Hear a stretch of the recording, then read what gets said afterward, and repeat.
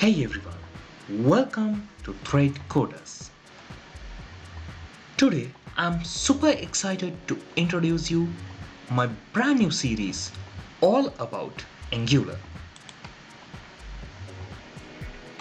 Whether you are a beginner trying to understand the basics of Angular or an experienced developer looking to sharpen your skills, this series is for you.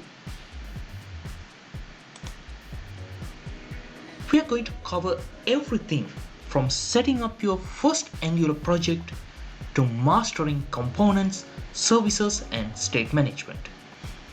Along the way, we'll tackle real-world examples, best practices, and pro tips to level up your Angular skills.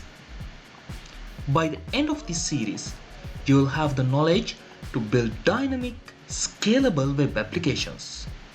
And you'll feel confidence about applying these concepts to your own Angular projects.